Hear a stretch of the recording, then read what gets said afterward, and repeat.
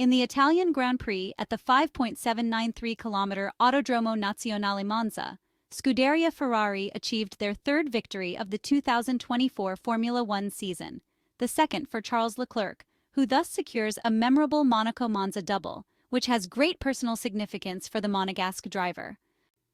A victory obtained thanks to the correct intuition that the unknown hard tire compound could cover 38 laps, but also thanks to the decision to bring forward some parts that were planned for one of the next two Asian races.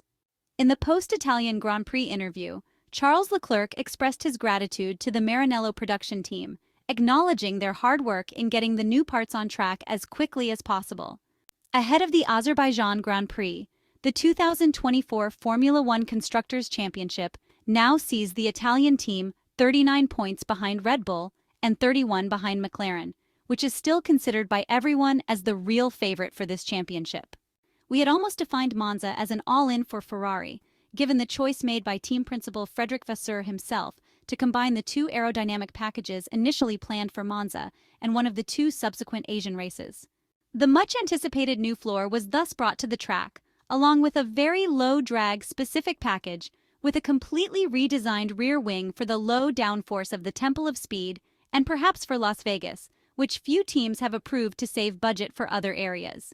A few hours before the start, English senior performance engineer Charles Leclerc noted that Monza holds significant importance for Ferrari, making it understandable that they might spend more time than others trying to make gains for this Grand Prix. The difficulties in designing the Monza package are related to the fact that aerodynamic downforce and aerodynamic drag do not cancel each other out, not even on the ultra-fast Lombard circuit. Charles Leclerc explained that while the circuit is not suited to aerodynamic drag, the corners require significant downforce, and he emphasized that focusing solely on minimizing drag would result in slower cornering speeds. So every team has to decide what compromise to use, that is, how much the increase in downforce positively outweighs the negative factors caused by an increase in drag.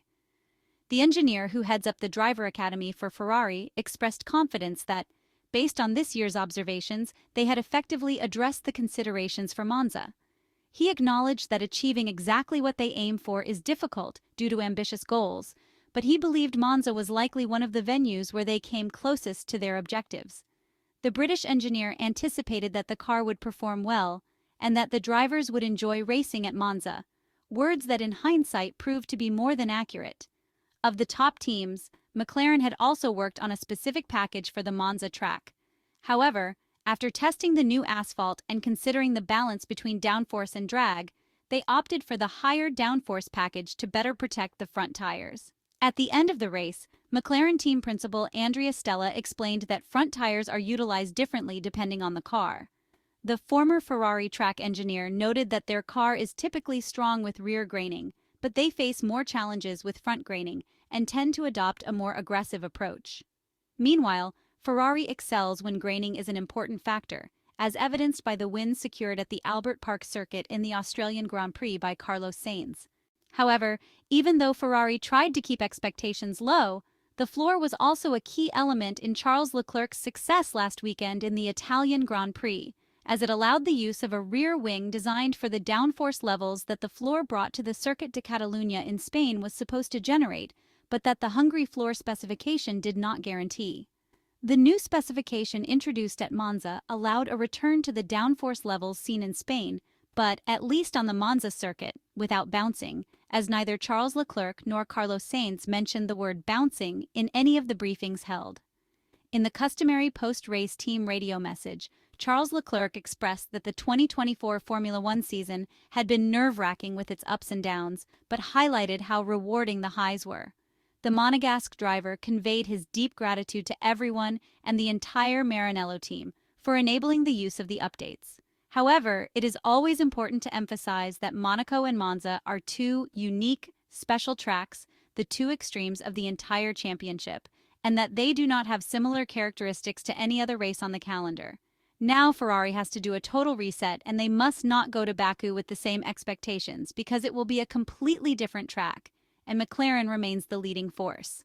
But in Maranello, there is indeed a desire to turn the page quickly, remaining very cautious and waiting for more testing tracks for the updates, such as Austin and Qatar, where wing levels more in line with most circuits will be used, with fast and long corners that should highlight the bouncing if it is still present. Ferrari therefore returns to winning in Formula One at the Monza circuit, and does so with an updated SF-24 single-seater. Besides the new floor, deeply modified to solve the bouncing issues highlighted since Spain, another custom-made detail helped the prancing horse. Charles Leclerc shared this with the media after the triumph in front of the Italian crowd. The Monza Grand Prix marks the beginning of a revival for Ferrari. The rumored objective at the start of the 2024 Formula One Championship spoke of 5 victories. With the Italian one, the prancing horse rises to 3. The upcoming races in Azerbaijan and Singapore could be hunting grounds to increase the red tally and get closer to the hoped-for goal in March. The good mood has returned to the factory, and the developments seem to be working. A detail that did not escape the eye of F1 experts and insiders is the rear wing used at Monza. Specifically designed for the Temple of Speed, it turned out to be very different from the 2023 counterpart, single-pillar structure, with modifications to the mainplane and the upper flap, and featured an interesting innovation in the area where the end plate and mainplane connect. The imperative is aerodynamic efficiency, and consequently, the car's maximum speed. Charles Leclerc noted that their excellent top speed was a significant advantage on a track like this, contributing to their victory.